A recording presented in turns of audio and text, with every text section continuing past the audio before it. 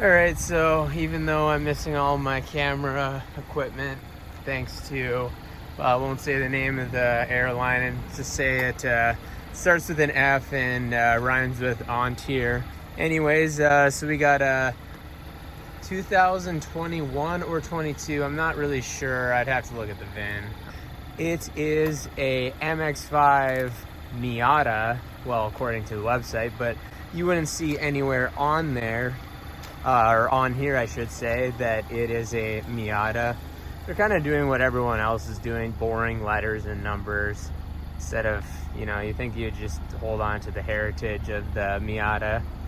But yeah, here's just a quick little walk around of the car. This one's the Grand Touring version.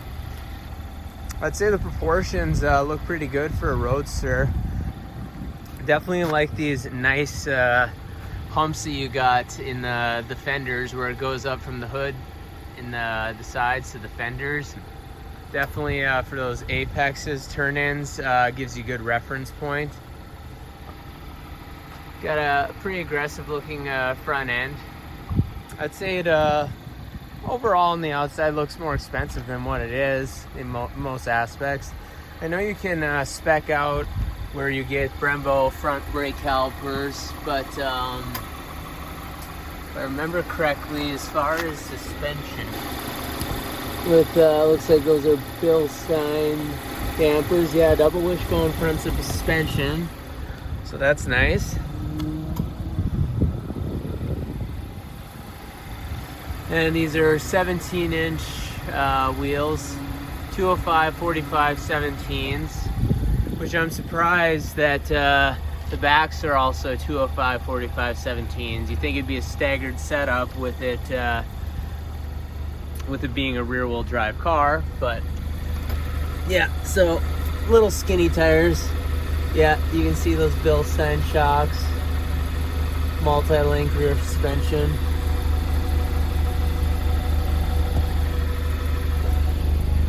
Dare I say, looks a little bit like Jaguar with the tail lamps. One thing I gotta knock is the exhaust. Not really a fan of just like the dual tip. I like symmetrical exhaust tips. So, I mean, I think it'd be cool if, well, personally, I think if they did something like a, you know, WRX or STI, whatever, Subaru, where they had quad tips. And then another thing while we're back here, DOT mandates camera. As you can see, like part of it's almost like cut off at the top, but they just stuck that on in there. You think they could have put it down here or something. But overall, and you think with the antenna, you could have somehow integrated it with the shark fin for like the GPS and satellite, XM radio, whatnot. Just a kind of ugly looking antenna. Then you got your side markers right here. And then, as you can see, and we'll see, got the roof down and the operation of the roof. You just have the one tripod, so I'm able to get a little bit of it. This first portion of the video is actually recorded after the interior portion, so you might hear me mention a few times that I don't have any camera equipment. But anyways, yeah, that's really it.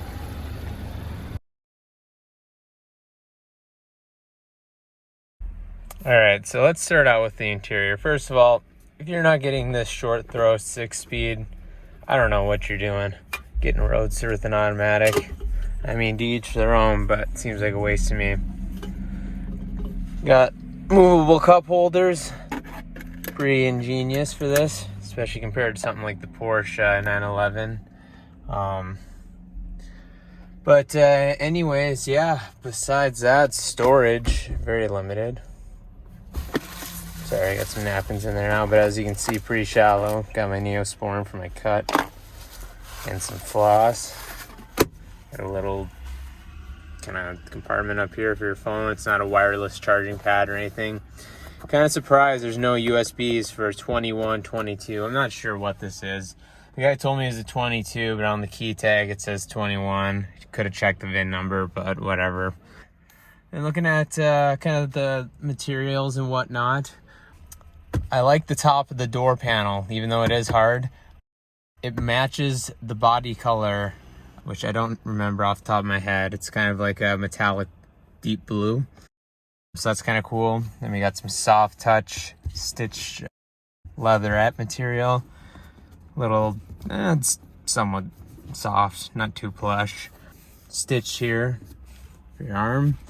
And then we got some faux carbon fiber matte finish. It actually doesn't look too bad in the car. And then all hard. Down below here, kind of what you expect. I'm 5'9", so I fit, perfect in this car. From other people, I've heard about 6'2" is kind of what you can fit. As you can see, the roof kind of slopes up there, so either a helmet or if you're a little taller, you can fit in there. And then as you can see, this one being the Grand Touring, it's a step up, so I know it comes with kind of this, it looks more like a satin chrome finish. No dual zone climate. So there's that, and you do get heated seats in this. That's to operate the rooftop here. This one being the hard top. Here takes about 10 seconds or so. It's kind of weird. For it to go down, you push up, and for it to go up, you push down, which is a little interesting. And you cannot exceed 6 miles an hour while doing that. I do like the circular vents, easy to use. On the driver's sides, got both of those. And then they got one on the passenger side, but it looks like they integrated the fourth one underneath the touchscreen instead of just moving it over maybe a little. I guess, I don't know, I would have to see what it looks like with it there, but I think it'd maybe make it a little more symmetrical. But anyways, they didn't do a bad job kind of integrating it next to this hazard switch. However, kind of small. 7-inch infotainment display. Not the most up-to-date intuitive one. It is partial touchscreen. You get like rotary dials and whatnot down here. A 7-inch display. It's a more driver-focused car. I wish that they would tilt it a little bit, kind of like what BMW does with their screens. So instead of it being straight on, I wish they would have tilted it a few degrees so it was aimed towards the driver a little bit. Well, being a small cab, there's not much else to report around. I guess when I was talking about storage, I didn't talk about this lockable little compartment back here. I don't know, you can fit a decent amount of stuff. Not the size of a glove box, but it holds a few items in there. So, then as I mentioned, these are easy to pop out, remove either completely or move down here in this spot, so easy to reach. Obviously, you got the manually brake pulled up right now because we're just sitting here. But one thing to note over on the passenger side, might be kind of hard to see, but there's this hump that sticks out. I know there's a subwoofer mounted in here, like a 5 1/4 inch. That's what it does have the optional Bose sound system, but I know they wouldn't mount it there. I believe it's somewhere either underneath the passenger seat or behind the passenger seat. I haven't really looked too much into the details, but you can see the logo. Let's see if we can get around there. Hopefully that shows. Indicating that it does have the Bose. So yeah, there's speakers built into each side of the headrest. They're twiddlers. They like to call them twiddlers because it's kind of a hybrid between a tweeter and mid-range. It overall sounds pretty good. 6.5 inches in the doors. You don't really feel like any bass coming from the doors. And then you got some tweeters up here. For the size of the car, they did do a pretty good job with their algorithm. I know they did put some work into it to make it sound like it's coming from a more spacious area than it actually is. All right, we'll start this up. I had to turn Bluetooth off so that it's not gonna interfere with the video. As you can see this shake a little bit. yeah, I mean, this thing is connected directly. No messing around here with like shift linkage cables, anything like that. You can feel the movement for sure in that. As you can see, you got a little digital display over here. Doesn't display, I mean, really that much information, just honestly the most basic information. Service due, trips, average fuel economy, it's really it, and what your cruise is set at. And then of course you got temp gauge up top, fuel gauge at the bottom. You got your tachometer in the middle, which I do like, especially being that this is a manual. It does redline at about 7,500 RPMs. For a 4-cylinder, it doesn't sound too bad. They did an overall decent job, and it's fun enough to drive where you don't really care. So that down at the bottom, as I'll put in a video, or I'll put a little video in, that display, it basically tells you when to shift. It's kind of can get annoying sometimes if you're going down like a steep grade hill. It's try to tell you to upshift, but it's like, no, I don't want, I'm engine braking. I'm not like, I don't want a normal brake. I don't want to burn these brakes out.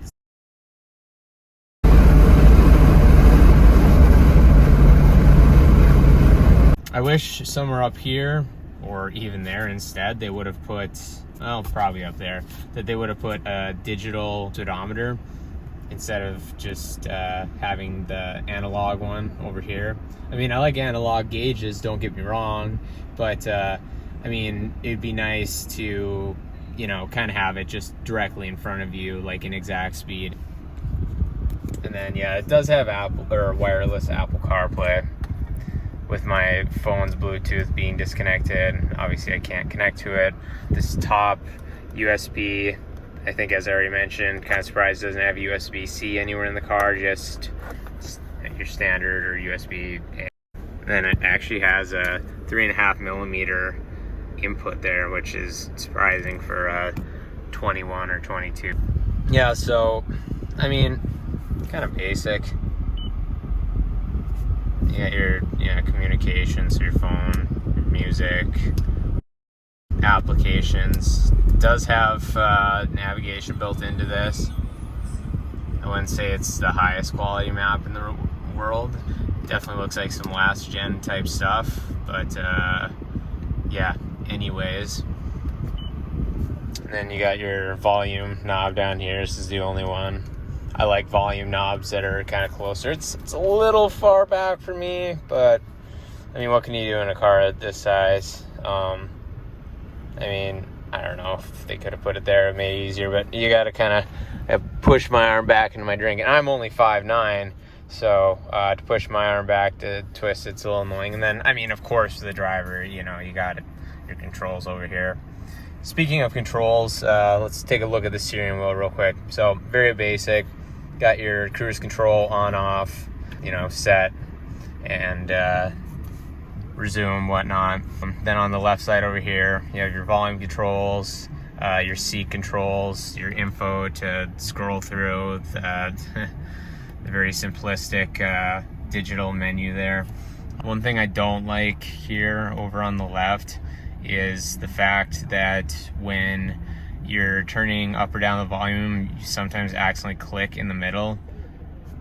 And then, yeah, if my phone was connected, it would have done Siri instead, but you're like sometimes accidentally pushing up and you accidentally push in and then activate Siri. Just kind of annoying. Yeah, so let's go ahead and let's get the roof down here, kind of just show you how it operates. Obviously, without my tripod or anything like that, you're just gonna have to kind of see it from the inside. I can't really do it from the outside. I don't have anyone with me. See, as you can see, it's relatively quick. It does have this little kind of wind deflector that you can actually just pull right out. Anyways, yeah, it's you definitely do get a lot of wind noise with the windows all the way up. If they had something that like blocked kind of right here, or I kept it, it seems like the air kind of just swings in right in the back there, and you can really hear it heavily, really over 60 miles an hour, it seems like. So that's just something to be aware of. But I mean, regardless, if you're cruising around the town and having a time, who cares? You're not going to hear anything when you're cruising around the town. And sound system, especially with the top up, it's actually not bad. I know I already kind of touched on with the Bose sound system. I don't know what the standard sound system sounds like, but yeah, it sounds spacious with the top down, going going the speed limit or whatever. If it's windy out, you're not gonna really hear much. You got to crank the sound system, and you can't tell quality or anything. You can hear a little thump from the bass and some of the vocals, whatnot. And then yeah, kind of standard rear view mirror, nothing special there. And then to get into reverse, you push down, push over and up. And the DOT does require a backup camera. As you can see, not great resolution. They just stuck it into the rear bumper. They didn't care. At least they give you warnings when pedestrians are nearby. But yeah, you think they could have put a little higher resolution camera in there, but whatever, is what it is. Besides that, yeah, as I believe I mentioned, no glove box, or they just got that back storage. Besides that, I think that kind of concludes the inside.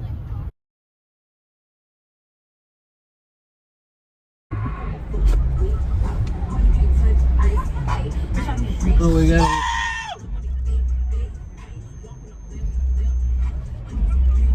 Well, it looks like we got a party bus driving by behind us.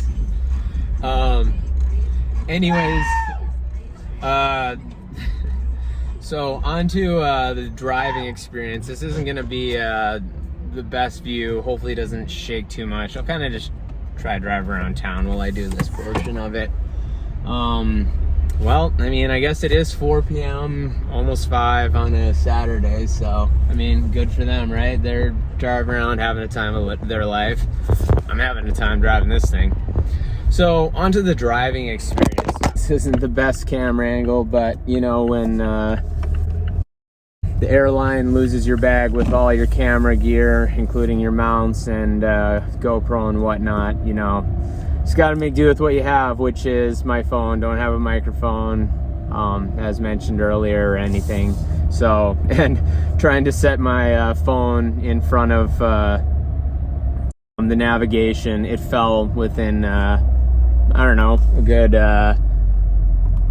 10-15 seconds of actually driving.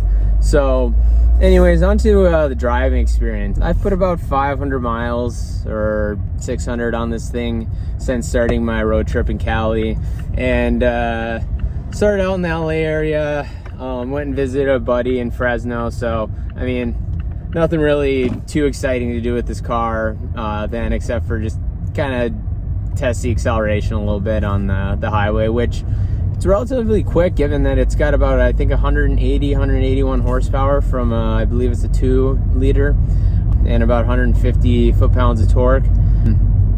Surprisingly quick. And yeah, but then on the way out of Fresno, I went over kind of towards the Pismo Beach area, which is to the west. And with that, you get to drive through some mountains, and there's quite a bit of bends and twists and turns, and you really get to appreciate how nimble, well balanced this car actually feels. Yeah, going around bends, even though this is like the grand touring, you get a little bit of lean, but then it like balances itself back out. So I never had anything unpredictable. So it was a really fun car to drive through those back roads and be able to heel toe very easy. The short throw shifts in this are phenomenal. It doesn't have like a rev match feature or no lift shift. Doesn't have that. It's straight on driver's car without any of those aids. And I guess, yeah, the only thing that my complaint about the driving experience, it actually stays well composed. But on top of that, like it stays well composed sorry, a Mustang just passed a Coyote with some exhaust on it. But anyways, it stays well composed over roads that are not well paved, which is, I mean, nice for a car that's got relatively low profile tires. I'm just kind of pulling over here for a sec because I don't want a bunch of wind noise in this video, especially with no mic on. Yeah, I mean, it's an overall, it's not a bad, super harsh ride. I do wish that there was a sport mode, even though this is a sports, you know, roadster, just to kind of stiffen up the steering wheel a little bit. That would be nice. I also, I mean, as you kind of see, I mean, a good chunk of the camera is taken up by the steering wheel. I wish it was a little thicker bolstered. I do like the shape of the steering wheel. It's a nice looking steering wheel and all that. I like the little notches at the 10 and 2 mark, but I just wish it was a little thicker. It feels just like a little thin. I like the baseball kind of style stitching, looks nice. But yeah, those are, I guess, kind of my real complaints. Yeah, I mean, but besides that, the turn-in's good and everything else like that. Yeah, I just wish that I could tighten the steering a little bit. Besides that, no, it's more of a blast to drive than I thought a 180 horsepower car could be. But with that, I mean, it does have a pretty good power to weight ratio. It weighs, I think, 24. This with the foldable hardtop, I think it's 25 or 2,600 pounds, but still light car, especially nowadays with cars pushing, you know, around $4,000, and don't even get started on electric cars. But yeah, anyways, that kind of concludes it. Definitely, if I was someone over 6 foot, 6'2" or something like that, I would definitely test it with the roof up. I can't tell you about the convertible, the straight up convertible soft top, because I haven't drove it, so I don't know. But yeah, I mean, I fit perfect in here, no complaints. As you'll see, trunk space. Another sweet feature about this trunk, besides how teeny it is it doesn't even have a little light in here. So that's always nice. Yeah, no really complaints on the inside. For 2 people, the passenger might be a little snug, you know, with that kind of transmission, how it kind of cuts into the passenger compartment. Trunk space, yeah, it's ridiculously small. So you better be packing light or making a small trip or traveling by yourself, let's put it that way. I don't really think a passenger would want to be with you anyway, so you might make them sick of the way you can drive in this thing. So make sure they take a Dramamine if you take someone with you before. But besides that, yeah, that kind of concludes the driving portion.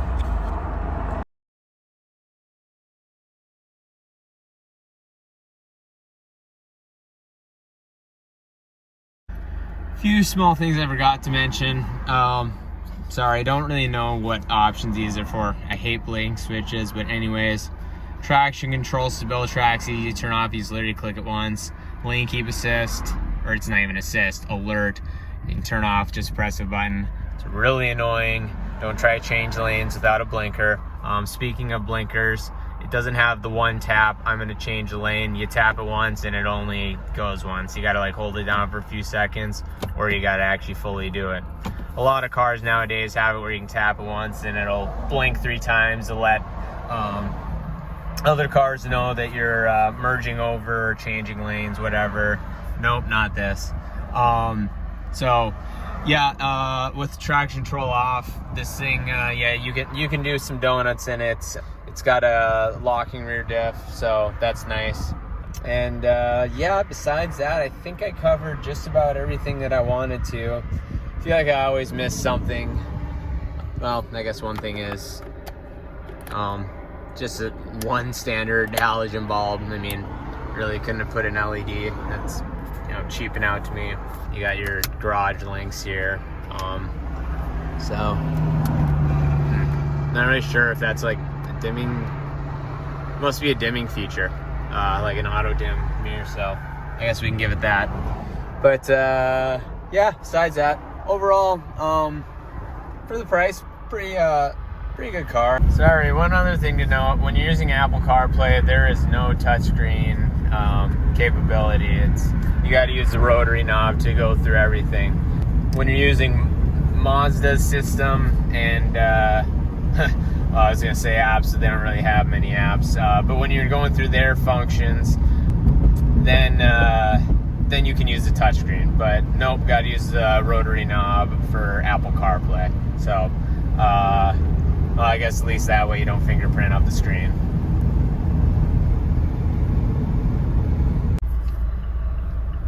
Depending where you like to sit your arm, I guess when I'm at like a stoplight, my arm kind of hits that little rotary knob. I don't like keep it up high like this. I mean, when I'm driving around shifting, but when I'm like just resting at a stoplight, yeah, might push into something that I didn't want to. Also, how could I forget to mention, it has auto high beams and rain sensing windshield wipers. So don't think they didn't give you a few treats in here. Well, as you guys probably can't hear me, but can probably hear the wind noise, this is going at the speed limit right now. And as you can tell, it's with the windows up, windshield in, that sounds weird to say, wind deflector in, it is still pretty noisy.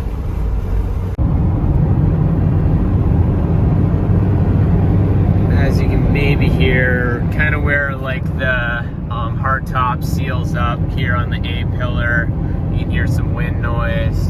And then just all along like the window line here, you can definitely hear some wind noise at cruising speed. It's not bad though. I just crank up the music a little bit, and with the speakers and the headrest behind you, I mean, it sounds like an acoustical environment. This might be a little difficult to do, being that I can't shift, but you know, I'll just show it that you can have a little bit of fun in it.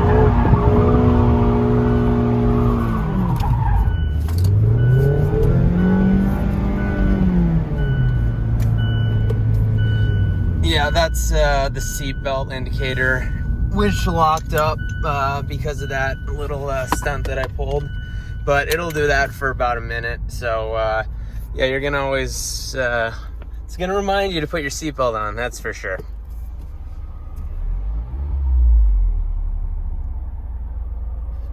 Good thing he didn't see me.